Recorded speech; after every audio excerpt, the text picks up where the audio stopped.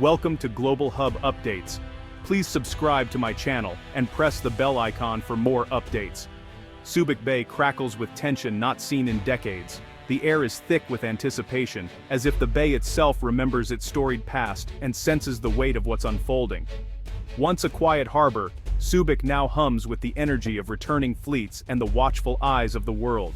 On December 3, 2025, the USS America glides into port, its massive silhouette cutting through the morning mist. This is more than just a ship's arrival. It's a historic return of U.S. forces to a place that once served as a linchpin of American presence in Asia. The sight of the USS America docking is a powerful symbol, echoing decades of shared history and signaling a new chapter in regional security. News helicopters circle overhead, their rotors beating a steady rhythm as they capture the moment for the world's media. The arrival is broadcast live, images beamed to millions of viewers across continents, each frame underscoring the significance of this event. On the docks, American sailors and Marines stand shoulder to shoulder with their Philippine counterparts. There's a sense of camaraderie and shared purpose, forged through years of joint training and mutual respect. Their presence is both reassuring and resolute, a clear message that the alliance is alive and evolving. Flags of both nations snap in the breeze, their colors vivid against the gray sky. It's a visual of renewed alliance, a reminder that the partnership between the United States and the Philippines is not just about military might, but about shared values and a common vision for peace and stability in the region. The arrival is both ceremony and strategy.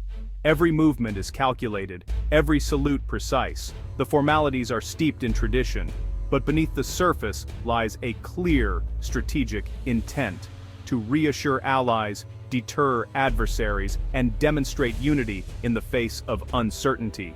For the people of Subic, it's a moment of hope and renewal. The return of U.S. forces brings the promise of new jobs, economic revitalization, and a renewed sense of security. Local workers gather near the base, their faces lit with cautious optimism, aware that this new dawn could reshape their community's future. The Marines disembarking are part of a rotational force, specially trained for rapid deployment and joint operations. Their arrival marks the beginning of a new era of cooperation, where both nations stand ready to respond to any challenge, together. Their mission is clear: to deter aggression, support humanitarian efforts, and maintain a free and open Indo-Pacific. Joint exercises begin almost immediately, showcasing the seamless integration of American and Filipino forces and their commitment to regional peace. The reopening of Subic Bay is more than a local event. It signals a major shift in global power dynamics. Analysts and leaders from around the world watch closely, aware that what happens here could shape the balance of power in Asia for years to come. The world is watching as Subic Bay becomes central to U.S. strategy in Asia once again. Press cameras flash, journalists report live, and the eyes of allies and rivals alike are fixed on this once quiet harbor, now a stage for international diplomacy and defense. This is not nostalgia, it's a message to those who would challenge regional stability. Military leaders speak with gravity, outlining a vision for a partnership that is forward-looking, adaptive, and unyielding in its commitment to peace. The U.S. is back, and this time, the partnership is built for the future.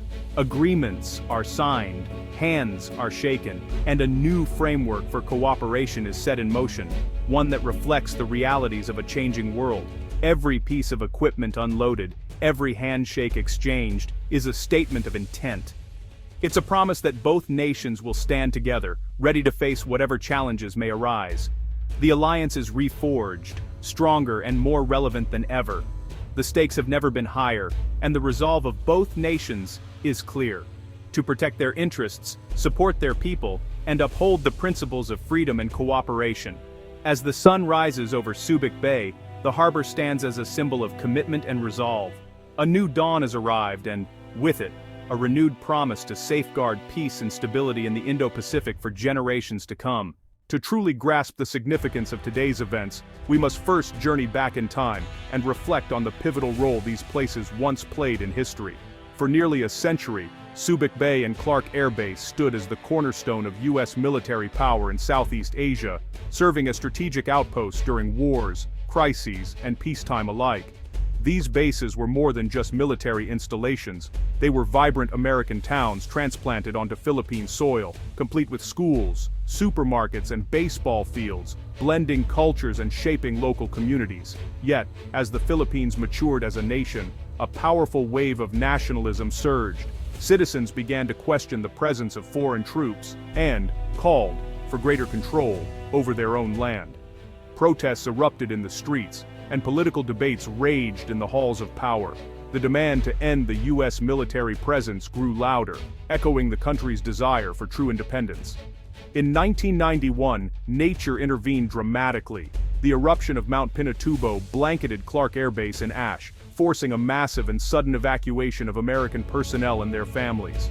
That same year, the Philippine Senate made a historic decision. In a close and emotional vote, they chose to close Subic Bay, ending nearly a century of American military presence. On November 24, 1992, the last American flag was lowered at Subic Bay. It was a moment filled with both pride and sadness, marking the end of an era for both nations. The once bustling bases fell silent, their empty hangars and deserted neighborhoods symbolizing a major shift in the U.S. military's global strategy and presence. But from the ashes of the past, new opportunities emerged. Subic Bay was transformed into a free port, quickly evolving into a thriving commercial hub and a symbol of Philippine resilience and ingenuity. The alliance between the U.S. and the Philippines endured, but it was forever changed. Without a permanent American footprint, the partnership adapted to new realities and challenges.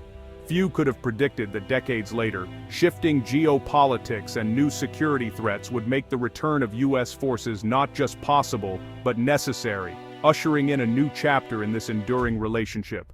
The U.S. withdrawal left a strategic vacuum quickly filled by China. China's sweeping claims in the South China Sea have led to militarized artificial islands and aggressive tactics. Filipino fishermen are harassed, and Philippine ships face constant pressure.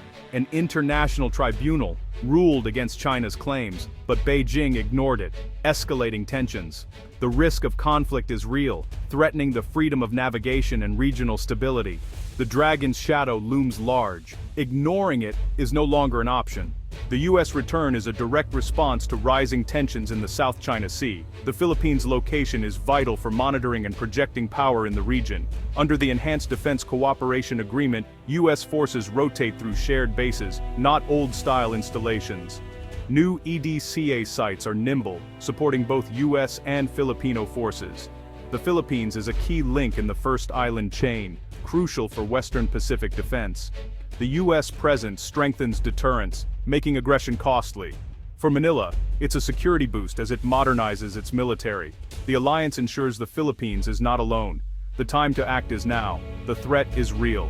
The return to Subic Bay is about modernization, not nostalgia.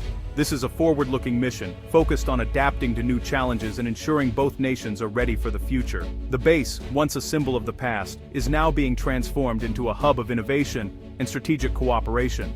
Deepwater ports are upgraded for the U.S. Navy's largest ships, allowing them to dock, resupply, and deploy more efficiently than ever before.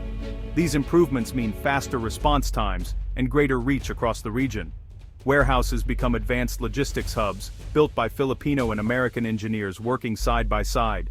These state-of-the-art facilities streamline supply chains, making sure that troops have what they need, when they need it. Across the Philippines, EDCA sites are transformed for joint operations. New barracks, command centers, and training grounds are rising, designed for seamless cooperation between allies. Air bases are extended for advanced fighter jets. New depots ensure rapid resupply. These upgrades allow for quicker deployments and better support for air missions, strengthening air defense capabilities. The revitalized Hanjin shipyard now services both commercial and U.S. Navy vessels, creating jobs and supporting the local economy while enhancing naval readiness. Local industry and military readiness are boosted together. Skilled Filipino workers are at the heart of this transformation, building equipment and supporting exercises that keep both militaries sharp. The new model is flexible. Forces are dispersed, less vulnerable to attack. By spreading out assets and personnel, both countries can respond to threats more effectively and keep their forces safer. These upgrades benefit both U.S. and Philippine militaries, strengthening their partnership and building trust through shared goals and achievements. Modern infrastructure means better patrols, disaster response, and joint operations. bases are now equipped to handle emergencies, humanitarian missions, and security challenges together. The goal: a resilient, shared network for 21st century defense. This interconnected system ensures that both nations can act quickly and decisively, no matter the challenge. Every improvement is a step toward a stronger alliance. Each milestone reached is a testament to the enduring friendship and shared commitment to peace and security. This is about building a secure future, together.